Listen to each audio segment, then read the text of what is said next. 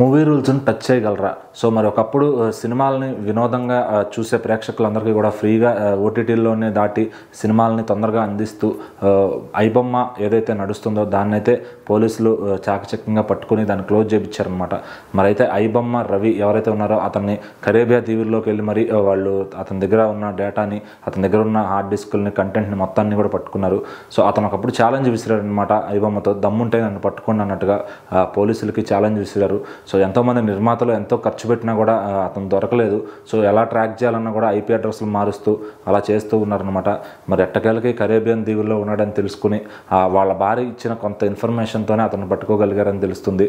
So, మరి పట్టుకున్న తర్వాత అతని పైన ఇప్పుడు ఏం చేయబోతున్నారు, అతనికి ఎలాంటి శిక్ష విధించబోతున్నారు, మరి కోర్టులో ఇలా చేసిన వాళ్ళకి ఎలాంటి శిక్ష ఉంది అనేది కూడా అందరికీ ఓపెన్గా చెప్పాలి. ఇలాంటి వాళ్ళపైన కఠిన చర్యలు తీసుకుని ఇంకొకరు అలాంటివి చేయకుండా అందరికీ గుణపాఠం నేర్పించాలని చెప్పి చాలామంది మాట్లాడుతున్నారు అనమాట. మరి అయితే ఎప్పటి నుంచో ఐబొమ్మ అనేది అందరూ చూస్తున్నారు. మరి దానికన్నా ముందు నుంచే మూవీ రూల్స్ అనేది ఒక ప్రేక్షకులందరికీ అలవాటు అయిందనమాట. మూవీ రూల్స్ ఒక తెలుగేనే కాదు, అది ఓవరాల్ పాన్ ఇండియా పరంగా ఉంది. సో, అన్ని భాషల సినిమాలు మూవీ రూల్స్లో దొరుకుతాయి అనమాట. సో, దాన్ని క్లోజ్ చేయించే దమ్ము పోలీసులకు ఉందా, ఈ సైబర్ క్రైమ్కి ఉందా అని చెప్పి సోషల్ మీడియాలో చాలామంది అడుగుతూ ఉన్నారనమాట.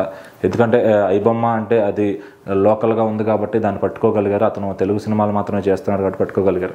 మరి ఇప్పుడు ఈ మూవీ రూల్స్ అనేది పాన్ ఇండియా పరంగా ఉంది, అన్ని భాషలకి ఉంది. మరి అతన్ని ఎందుకంటే మూవీ రూల్స్ ఎవరైతే నిర్వహిస్తున్నారో, ఎవరైతే వ్యక్తులు ఉన్నారో వాళ్ళు దాని ఐపీ అడ్రస్ కనీసం పోలీసులకు అంతు చిక్కకుండా ఎప్పటికప్పుడు మారుస్తూ వితిన్ సెకండ్స్లో దాన్ని లొకేషన్ ట్రాకింగ్ చేయడానికి లేకుండా చేస్తున్నారు అనమాట.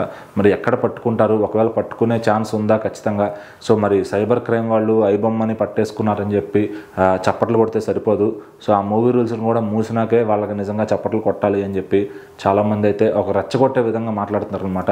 మరి దాన్ని కూడా సైబర్ క్రైమ్ పోలీసులు సీరియస్గా తీసుకుని ఆ మూవీ రూల్స్ ఏదైతే ఉందో వెబ్సైట్ దాన్ని కూడా క్లోజ్ చేపిస్తారా? ఎందుకంటే ఇప్పటికే ఐబొమ్మలో ఆల్రెడీ లాస్ట్గా దాని డేటా మొత్తం అతని ఏదైతే వివరాలు ఉంటాయో ఆ లాగిన్ డీటెయిల్స్ అన్నీ తీసుకుని వాళ్ళు ఆల్రెడీ ఒక మెసేజ్ పెట్టడం జరిగింది. ఏంటంటే ఇక నుంచి దీంట్లో సినిమాలు రావు, ఇక నుంచి ఐబొమ్మ అనేది క్లోజ్ చేయబడుతుంది అని చెప్పి కూడా మెసేజ్ పెట్టారనమాట. సో, ఇంకా ఐబొమ్మలో ఫ్రీగా చూద్దాం అనుకునే వాళ్ళందరికీ ఒక డిసప్పాయింట్మెంట్ అని చెప్పొచ్చు. సో, మరి మూవీ రూల్స్ కూడా ఇప్పటికీ నడుస్తూ ఉంది.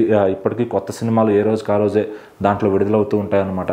సో, మరి అక్కడ కూడా చూసే వాళ్ళందరికీ చెక్ పెట్టబోతున్నారా ఈ సైబర్ క్రైమ్ వాళ్ళు? సో, మరి మూవీ రూల్స్ని టచ్ చేసే దమ్ముందా అని చెప్పి సోషల్ మీడియాలో చాలామంది క్వశ్చన్ చేస్తున్నారు. మరి దీనిపైన ఎలాంటి కేర్ తీసుకుంటారు, దీన్ని ఎలా తీసుకుంటారు అనేది చూడాల్సిందే.